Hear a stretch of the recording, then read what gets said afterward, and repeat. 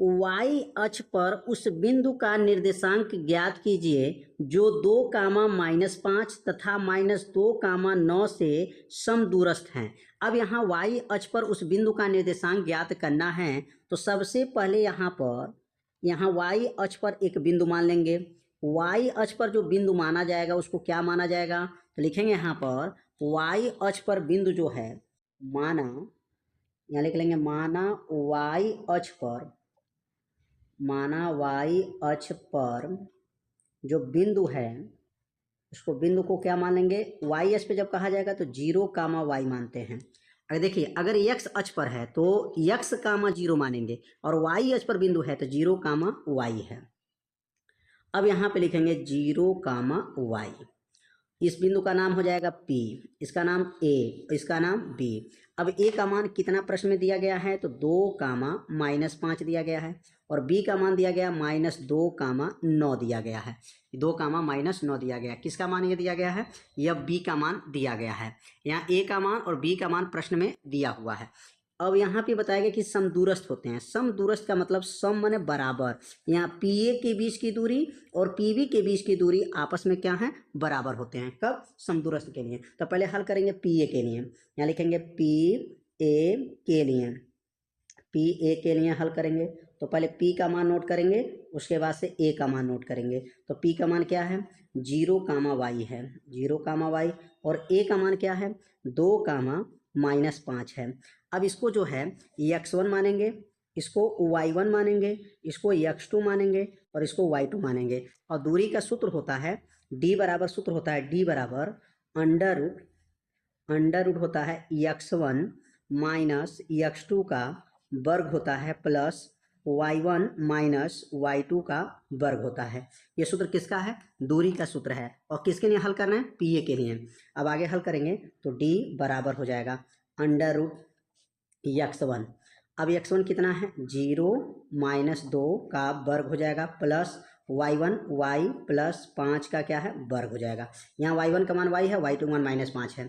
अब 0 में से 2 घटा देंगे तो क्या बनेगा, d बराबर करनी में 0 में से जब 2 घटाएंगे तो क्या बनेंगे, -2 का वर्ग हो जाएगा प्लस, और यहाँ लिखेंगे a + b का होल स्क्वायर। यहाँ a + b का होल स्क्वायर भी तोड़ सकते हैं या यहाँ लिख सकते हैं y + 5 का होल स्क्वायर। अब 2 का वर्ग क्या होता है, तो 2 का वर्ग जो होता है अंडर रूट, 2 का वर्ग क्या हो जाएगा, तो वर्ग से माइनस हट जाएगा तो 2 का वर्ग क्या बनेगा, 4 प्लस y प्लस 5 का होल वर्ग हो जाएगा। यह किसके लिए हल कर लिए, PA के लिए जो है हल कर दिया गया। अब यहाँ पर लिखेंगे PB के लिए। अब यहाँ लिखेंगे PB के लिए। अब PB के लिए जब हल करेंगे तो क्या मान आएगा, तो पहले P का मान नोट करेंगे, उसके बाद से B का मान नोट करेंगे। तो यहाँ पर P का मान क्या है, तो P का मान जो दिया गया है 0, y और B का मान दिया गया है -2, 9 दिया गया है। इसको कहेंगे x1, इसको कहेंगे y1, इसको कहेंगे x2, इसको कहेंगे y2। अब यहाँ D का सूत्र लिखेंगे। D बराबर सूत्र क्या है, under root x1 minus x2 का वर्ग प्लस y1 माइनस y2 का वर्ग। ये किसका सूत्र है, दूरी का सूत्र हो जाएगा। अब इसमें मान को रख लेंगे तो d बराबर करनी में x1। अब x1 कितना है, तो x1 देख रहे हैं 0 है, 0 - 2 तो +2 हो जाएगा, +2 का वर्ग हो जाएगा प्लस y1 y -9 का होल वर्ग हो जाएगा।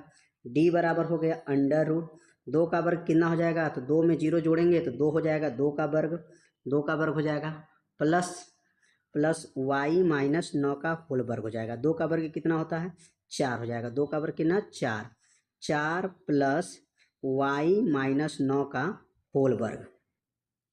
अब यहाँ पर जो दिया गया है समदूरस्थ के लिए अब हल करेंगे तो समदूरस्थ के लिए क्या नियम होता है, समदूरस्थ के लिए अगर लिखेंगे यहाँ पर समदूरस्थ के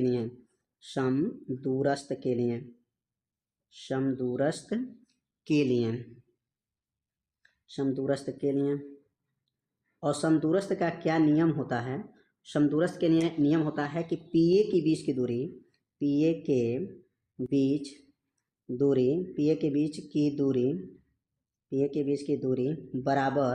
बराबर PB के बीच की दूरी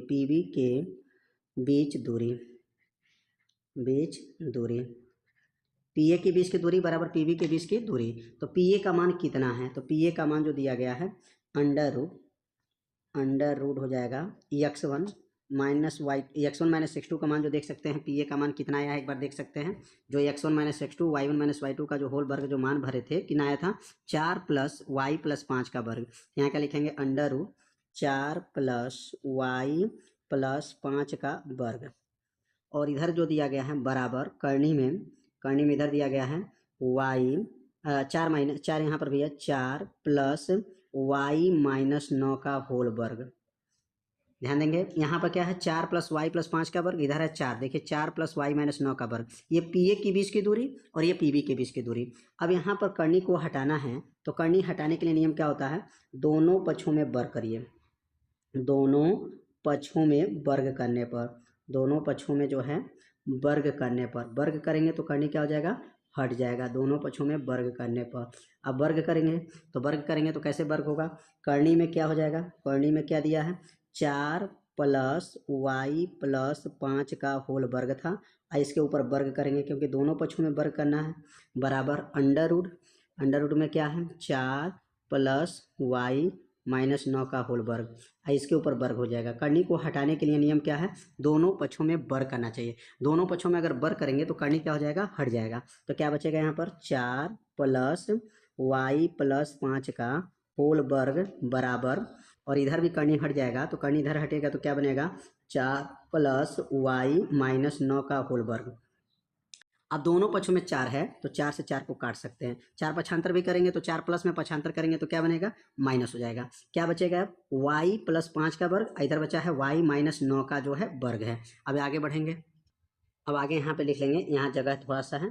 अब यहाँ पे समझ लेते हैं क्या बचा था, y प्लस जो है 5 का होल वर्ग है बराबर है y माइनस 9 का होल वर्ग है। अब इसका होल स्क्वायर तोड़ दीजिए, a प्लस बी का होल स्क्वायर, ए स्क्वायर प्लस बी स्क्वायर का मतलब 5 का वर्ग 25 हो जाएगा, और 5 दूनी 10, 10 से यहाँ पर y हो जाएगा।